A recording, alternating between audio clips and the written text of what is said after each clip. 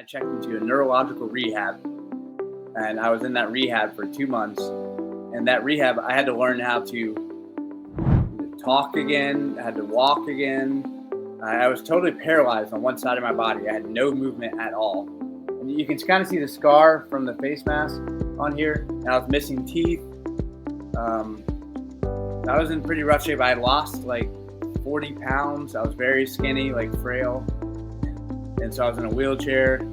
And then in rehab, they were teaching me cognitive abilities, like trying to work on my memory and my ability to process like directions and kind of tell me what had happened. I didn't understand really what had happened until a month into rehab.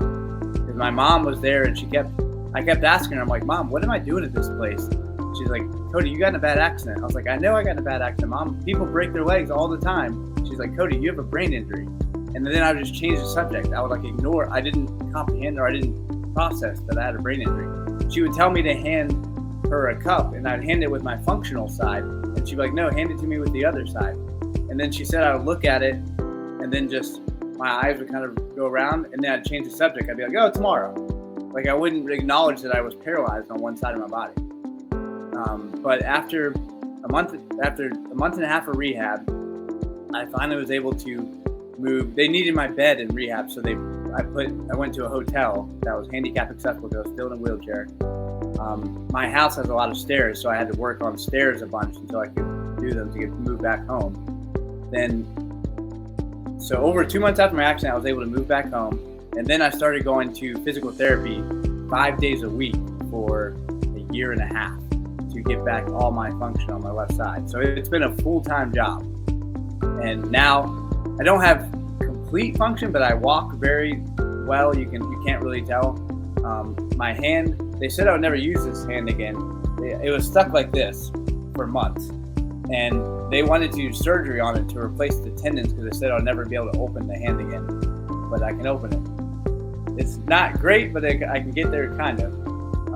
And it's been so much work. I've never worked harder than anything in my life on this to get back my function. I used to be very athletic, and so I want to like play soccer again. I want to surf again. So I've been working harder than anything I've ever done, and I'm getting there. That's mainly my story. Wow, this is quite an interesting story, and it's mind-blowing, Cody. You know what? For listeners, meeting you for the first time, who was Cody before the accident, and what was that gave you joy and fueled your adventurous spirit? Interesting question. There are some things I was proud of and some things I'm not. So I'll tell you both. I was very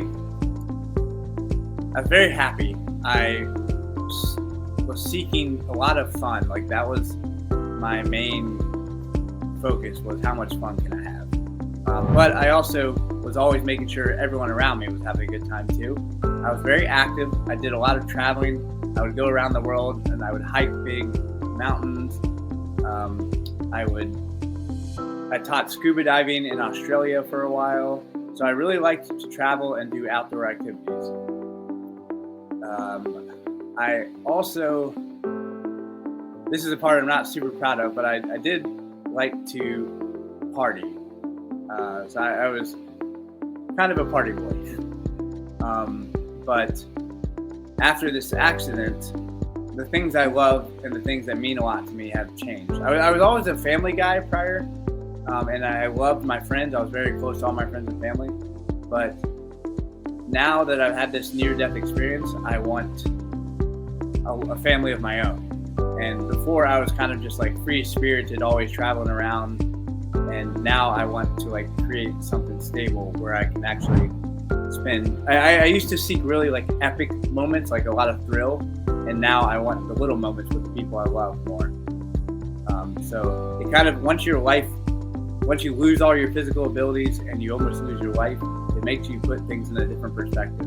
And I see now that the important things are the relationship with the people I love.